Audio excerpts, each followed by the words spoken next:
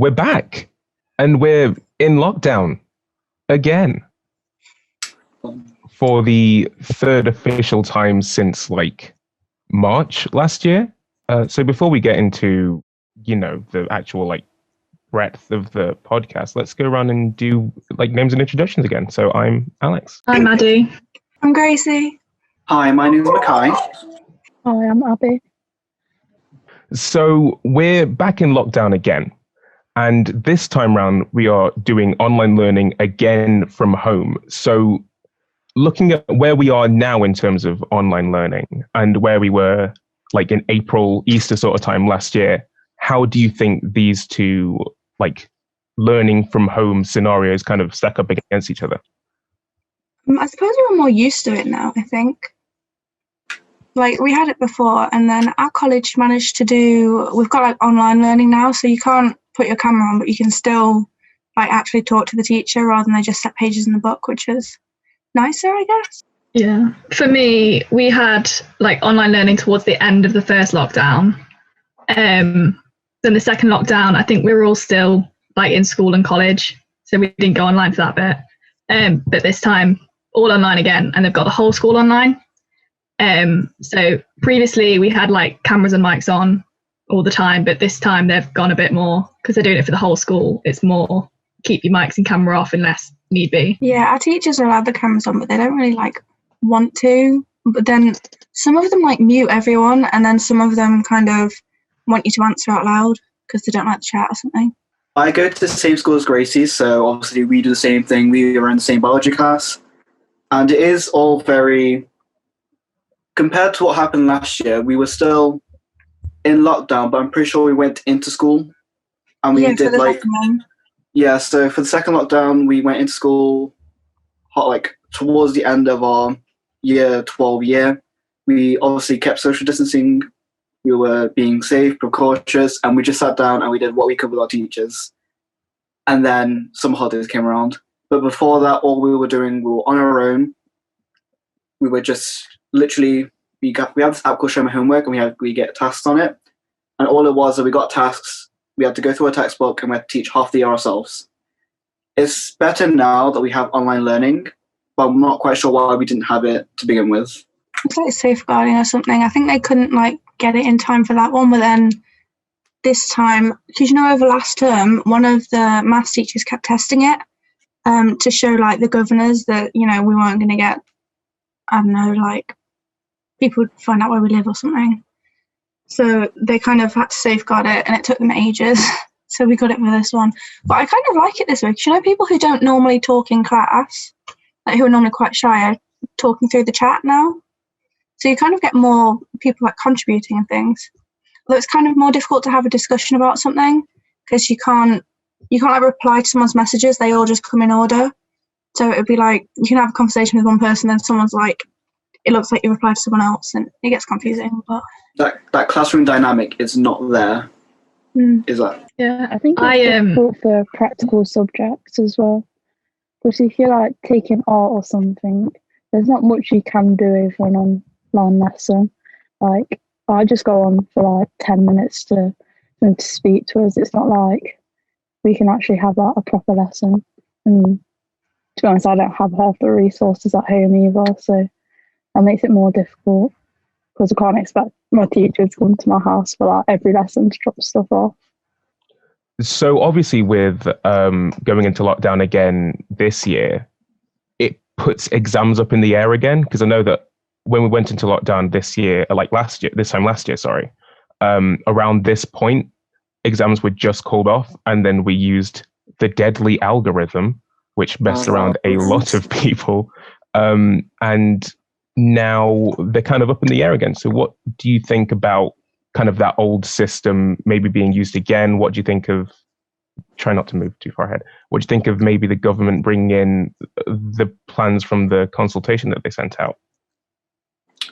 Well, that algorithm last year was known to be a bit classist, because people from private schools, on average, with the algorithm, said they would get higher grades, and people from public schools would get lower grades. So people in public schools that were getting predicted from their teachers like A's and B's were getting C's and D's because of the algorithm. I knew there was this one girl, I'm not quite sure what her name was, but I was watching the news and she was talking to the host there, and she said that she was predicted an A, no, she predicted a B, but then by the end with the algorithm, she got an E. So obviously the algorithm is flawed, and even the head, I think it was the head of education, they said themselves that the grades would be only a 1 grade or even at most 2 grade difference, but some people are getting 3 or 4 grades difference. So hopefully we do not use the algorithm again, because obviously it's flawed. Thankfully we are not, and we're going off teacher assessed grades, and that's all we know so far, honestly. I'm not quite sure what else we're going to do about grades. Yeah, and even then, it's not really good enough. You know, when they said that it could be a whole 2 grade difference, like that could be the difference between getting into uni and not getting in at all. And I know they said they're still not decided yet, which is it's quite annoying, because you don't know how to kind of plan ahead. So if they're doing teacher assessment grades, you kind of have to plan more for like classwork and maybe like, I don't know, kind of teacher assessments, ones that they set. But then they're talking about those mini exams, aren't they? And I know some people really want them, and some people are saying like they're absolutely horrible and they really don't.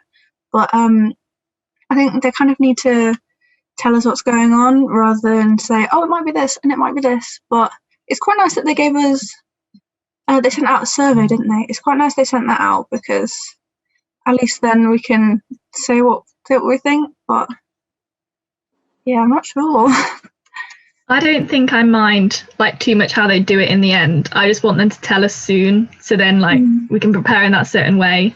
Because mini exams, I don't think, for me, I think I'd be all right with them, and just classwork wise as well, I think I'd be okay with that. But I just want to know, like, there's that feeling of safety knowing what you're doing. I was going to say that, like, right now, we're just like, we don't know what we're working for, because like, if things were normal, we'll just be working towards exams and like revising stuff. But right now, it's like we don't have a clue how we're going to get assessed. We don't know what's important, what's not. And it's just not a great position, is it? And then with the mini exams as well, it's like you don't know if they're going to call it mini exams, but then actually it's the same thing, but you do it in a lesson. Or they're talking about your teacher can choose certain topics and then you do the exams for those topics. So like, say if it was psychology, we've not gone over issues and debates yet, so our teacher would probably say, we're not going to do that one, we'll can we be tested on kind of attachment and memory or something instead. So you kind of tested on things that you've already done, but you have to be tested on a certain amount of the course, so you can't just like pick 2 topics when you've actually done 12 or something. And that was one of the things in the consultation as well. They said that the exam boards would send out like a block of test papers. This is their plan at the moment. Send out a block of test papers to schools, and then people might be able to pick and choose from there. And I know a lot of people are kind of cautious around being graded by teachers who don't particularly like them very much. Because one of the disadvantages with being assessed within your school is that if you have a teacher who hates your guts and they're the ones marking your test, you can do really, really well if it's like an essay-based subject and still get marked down a little bit if the teacher doesn't really like you.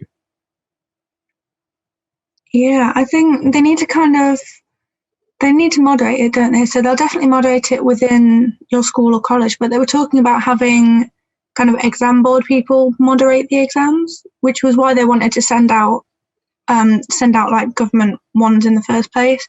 But some people are saying that they'd rather the teacher makes the exam, the teacher marks the exam, and then within college they moderate the exam. But I suppose it kind of depends on how much you like actual exams anyway. So it's kind of coming down to opinion kind of at this point. I think the uncertainty may have affected some people's or some students' mental state. Because I know for me, the uncertainty of not knowing what we were actually doing. Because, okay, story time. Last year, start of the year, we had a goal, and that goal was to not fail in the end of year year 12's exams. That's what motivated me to do classwork. That's what motivated me to revise, to do all sorts. But now, me not knowing if we have an exam or if we have an exam at all, I have less motivation. I have less drive to actually do schoolwork. I don't know about other people, but that's how this has affected me. The uncertainty of not knowing what we're actually doing. It has affected me, and I don't know what I'm supposed to be doing. I don't know. I'm just lost at what we're supposed to be doing. I'm just lost in general about school. Yeah, I found loads of people think like that, don't they? Because it's normally you have got this big finish line, and now we don't even, you can get a date. You can say on May the 20 something, that's my last exam. I don't need to think about A levels anymore. But now we don't even know when they're gonna finish year 13. Yeah, it's just there's so much uncertainty thrown up in the air. We just don't know what to work towards. Another thing that they proposed in the consultation was that they were going to implement an appeal system where that if you weren't a massive fan of the grade that you got, you can always appeal it as a student, or you can appeal it through the school. But one of the things that was in the consultation that I don't know if many people have picked up on, this might just be me not knowing how people have viewed it, but if you don't think you've got the grade you deserve from your teacher, but your teacher has done the process properly, then there's no real fixing that, because the appeal has to come from the school. And if it comes from the individual pupil, it's against the school, not against the grade.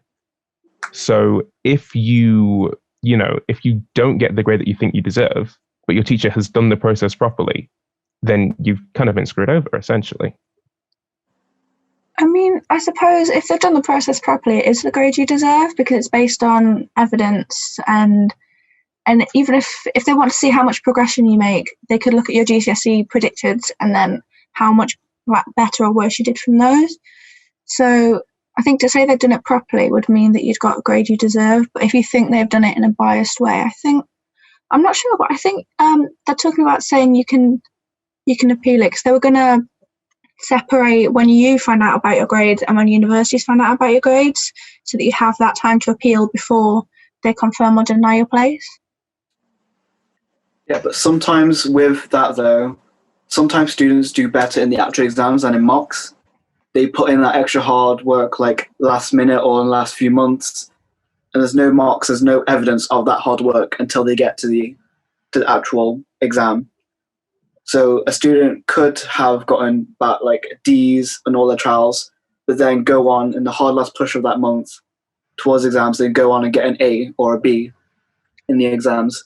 So there is still that unfairness kind of saying, oh well, if I worked harder, I could get this, or if I push myself at the end, I could have got this, but because I couldn't have the opportunity, or I didn't get the opportunity, you can't do that.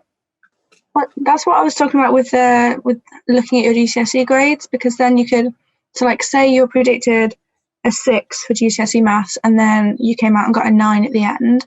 And if you're doing A-level maths, they might look at that you're predicted a B and think, well, they really jumped for GCSE, so maybe they jump for A-level as well. But yeah, I'm not sure. But I suppose this year we're more likely to try harder for mocks, because I know we were told we had an assembly at the start of the year and the teachers were saying you've really got to try for these mocks just in case. So I suppose looking at last year kind of makes sense to put more to try harder for the mocks this year just in case. Well, I suppose if you've not done that, it's not really fair to then be if you've not understood to do that for the mocks, it's not fair to then be oh, but you got this for your mocks, you must get this for your A-level. So yeah, it does make sense. So obviously, after exams comes university and sixth form and all of these things. But because of lockdown, we've not really had that chance to go and explore those options in person. So it's hard to find what really works best for us. So how have you guys found trying to navigate your next steps come September? I've done several online open days, which were fairly good, and they varied a lot between the universities and how they ran them. And yeah, so did several of those. And after the first lockdown, me and my parents went to go visit some of the campuses. to just like walk around the outside. So I got a bit of a basis of the surrounding area and the outside of the campus, but obviously haven't seen inside. And I want to apply for forensic science, which I've had all my offers for back. So now it's just that big decision of which one do I pick as my cert in. And I don't know the inside of the facilities, haven't really been able to meet like the staff sort of there that you would maybe meet on an actual open day. So I'm just hoping that the universities provide kind of more between now and May, so it helps make that decision easier. Yeah, I went to a few online open days, and it's nice to kind of find things out, but it's very factual. So you kind of, this is what we have, this is our facilities, this is how much it costs, this is what it looks like, and you can't really get kind of, it sounds really silly, but you can't really get like the feel for the place kind of thing. And it was quite difficult as well for to like show my parents as well, because since it was online, we had to try and like find somewhere we could all see the laptop, or like mess with the sound or something like that. And it would have been nicer to just kind of like meet people in person and go around, but you know, obviously that wasn't going to happen this year. With my experience at university, I haven't had the opportunity to go to any online open days. I've just missed them. But I know that some universities, they have, when I got my emails from my office, they had a phone number and email address for any queries that we might have had. So it's good that they're trying to, you know, fill that gap of not having, you know, that opportunity to actually go there in person with help. And they also have, on some websites that I've learned, they also have like information about the university. They always have the finance. They have a lot of things on there to help with your decisions. So it's not like we're completely lost, but as Gracie said, you can't go there in person and have like a feel for the place, because you're spending all this money, and the most important thing, you want to enjoy yourself while you're at university. And if you can't, you don't know if you would, if you can't get a feel for the place, you don't get like the vibe of the place. So yeah, it's been difficult deciding what university I want to go to, in my experience anyway. I've applied for university as well as the RAF. So when I've gone to apply for university, I haven't really been on any open days. It's more just research on the internet. But I get what Gracie was saying about the feel for the place. You can't really choose where you want to go without actually going to the city and seeing what it's actually like. So I've had all my offers, but I'm not sure where I go if I do go.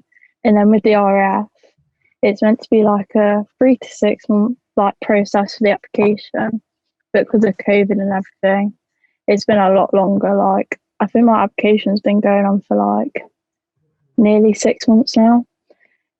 Everything's been a lot slower, a lot different as well. Luckily I did my selection test before, I think it was the second lockdown, and then my interview came along when I had to self-isolate, but luckily they were doing Skype calls anyway. So I did that, which was different because usually you would go to the careers office and have it in person. And then the medical change, usually they'll just send you straight to a medical base area to get it done. But you have to have a phone consultation first to make sure you've got nothing like really serious like heart problems. And then they move you on to the face-to-face medical, which I have in a few weeks, which is I didn't think would happen because of lockdown, but obviously it's like a medical thing, so it's allowed. But it's just a bit annoying that it's very slow.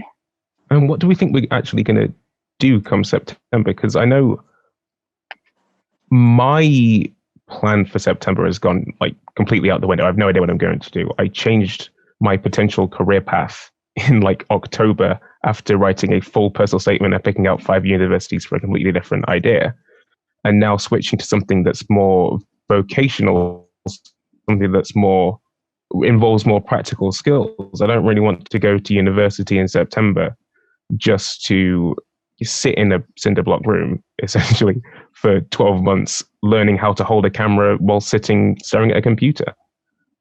So what are you guys thinking about actually? Where do you think your decision making is at the moment for September? It's kind of strange because it's kind of the nice part about uni is you get to go and like live with people and who are doing like similar things. But going to dorms would be like, I don't know, it'd feel quite scary. Kind of, obviously it would feel a bit scary anyway, but I think it feels scarier with the threat of like there's loads of you in like one building, and then even if you did get to go and you had to kind of isolate, you don't want to be in a whole new city on your own, having met no one, like locked in a room. But then I don't want to kind of do it from home either. So I'm just hoping that if they give kind of university students the vaccines, kind of, they won't do it like early, but if they try and get the vaccines out like really quickly, maybe we could have them and then it'd be a bit more normal. It's kind of scary, but I think you have to kind of just roll with the punches, I guess, and see what your options are when you get there. Yeah, I'm just holding out hope that like the vaccine works and it gets rolled out to a lot of people by like come September, because as well as actually having learning in person, and if it's practical, being able to get that practical element, and even just I feel like you take things in better if you're in a lecture hall than if you're looking at it through a laptop. But as well as that, there's just the whole experience of meeting people and just that social life that like I'm really looking forward to that, and I'm just really hoping that it's able to happen. I'm in the same boat as Alex. The course I'm applying for, I think, is very practical because I'm applying for zoology or bioscience at another university. So I'm in the same boat as Alex. I'm not really quite sure what I want to do, but I feel like the best thing is just to take the risk and just to go. And even if I don't get to do the practicals the first year, I'll have that chance the second year, and then have a placement year as well in the course as well. So I feel like for me, it's just taking that risk, taking that leap of faith, and hoping that everything will be okay. Which I know it's a very ignorant way of thinking, but it's just the best we can do because we don't know what the future will hold for us. Just has to hope that it all works out. And the course that I've applied for, if I do go, is quite practical as well because I've chosen interior design, so obviously you need to be in the studios a lot for all the coursework. So I'm kind of the same, just like hoping that things do have a sense of normality by the time it does hit to go into uni. Yeah, I think I'm quite lucky with mine. Mine, if it went online, it wouldn't be massively different because it's I'm doing psychology and philosophy, and the only difference would be kind of some stuff in the scientific part of psychology.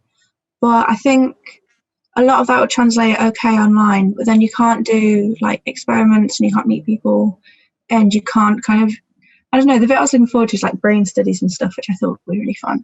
But you can't kind of do that aspect. It's all very monotonous. You've always got, the same room, the same computer, the same, I don't know, just the same whatever you're doing. So it's kind of, you can get quite bored of it when it's meant to be something like really exciting and really interesting. Like obviously this isn't a thing that begins and ends with us. There are people all across the country like having these exact same thoughts, these exact same worries. So in terms of people who are like looking at colleges and sixth forms as well as looking at universities, we've kind of been through it once with sixth forms, which is obviously on a much smaller scale. So what kind of takeaways do you have from going through that experience a few years ago that you think maybe applies to where we are now, where other people are now? Well, when I looked around sixth forms, my dad did the thing of he got like a load of facts and was like, this one does this and this one does this. But I was more interested in kind of going there and meeting people. And I know that the reason I decided was I chose the one I liked based on the people I spoke to while I was there and kind of the atmosphere, because I don't know, the reason I didn't like the ones that I'd been to, and I don't like name them, but the reason I didn't like the other ones I'd been to was it was just like small things you pick up on with kind of what people say and how the teachers kind of speak to students. So whether they see you as like a person or as like, I don't know, you will do as I say, I am better than you kind of thing. So it wasn't the kind of thing you could get from the website. So I suppose that could make it kind of harder this year. But if if they can manage to, I know our college sent out like a video that was quite sweet, and I've seen a few other colleges do it as well. So if you can kind of, I don't know, find videos or just something that shows the soul of the place, that kind of helps. My experience with that, I don't really have an experience with choosing sixth forms because I went to Landau for year 7 to year 11, and then I went over into year 12, and then currently year 13 now. So I didn't really have that like experience of going out and looking at other places because I've always known that I'll just go to Landau.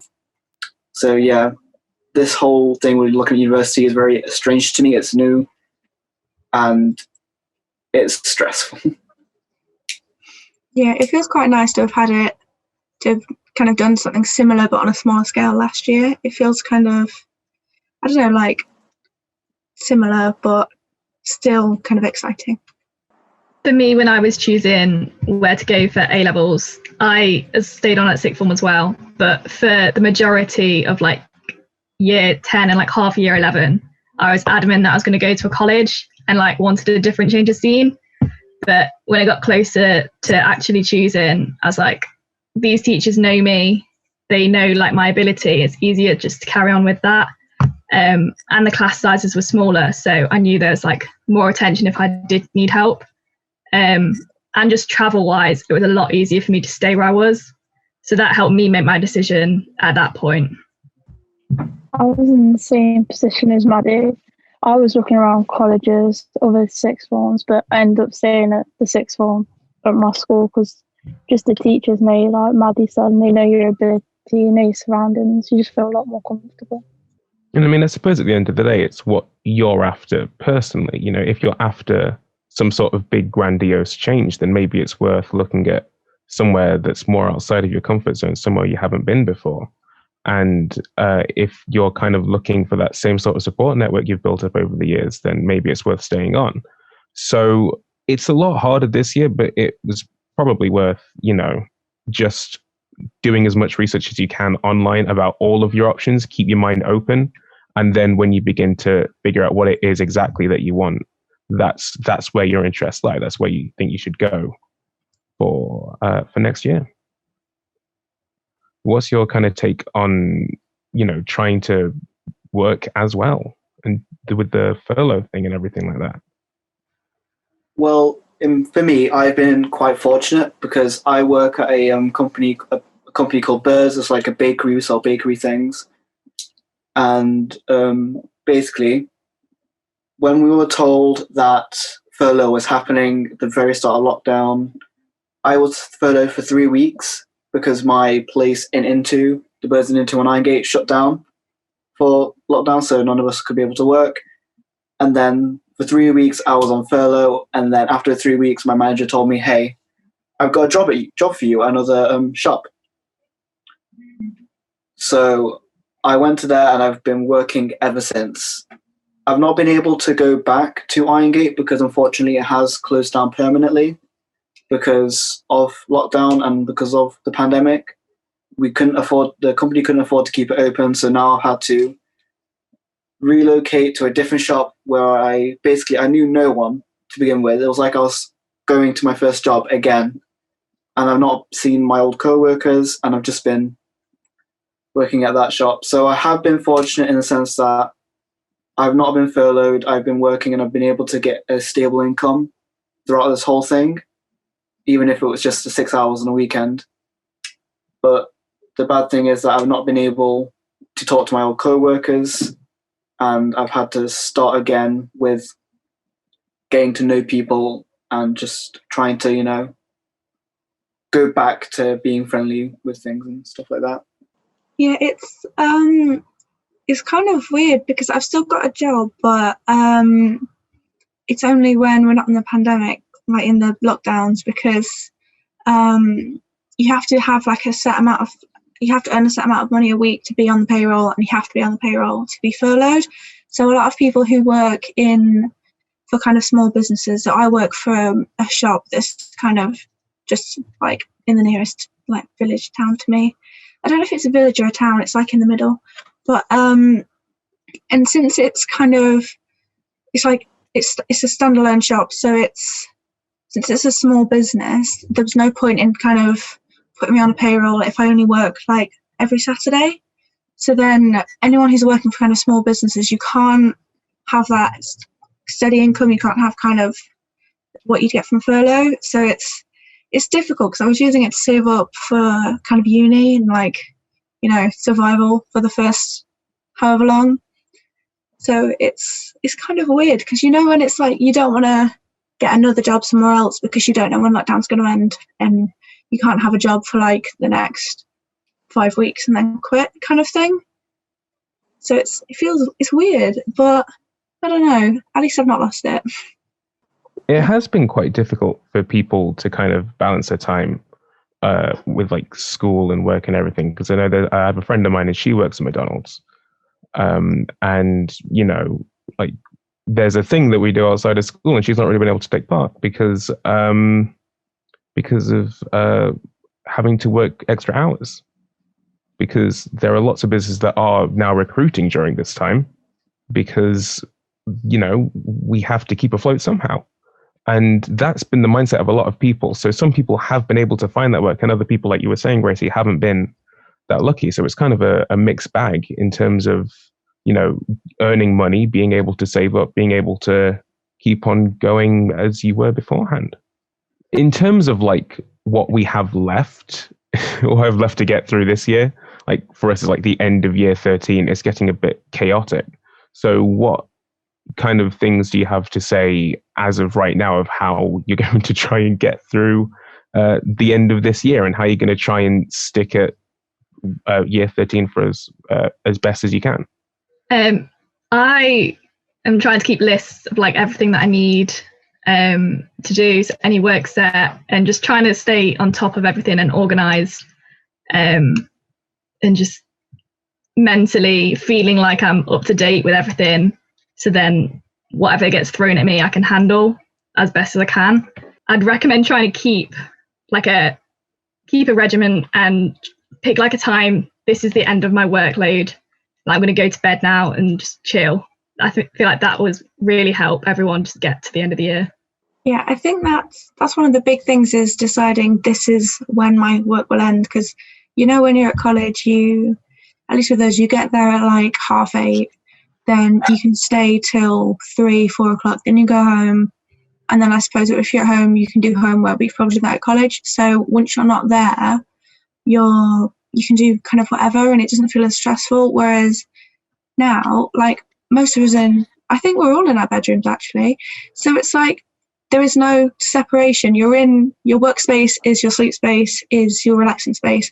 So it's harder to get rid of that kind of feeling guilty about I should be doing work because the place where you do work is right here and you can't kind of get out that mindset.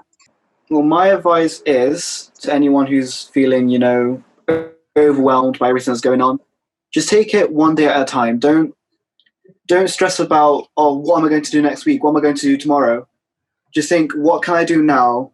What can I do today to help me get through this? With schoolwork, if you have a lot of things to do, have a long list, just take some things that you're going to do today and don't do too much. Just make sure that you're not overwhelming yourself, because if you overwhelm yourself on top of lockdown as well, it's just going to have a detrimental effect.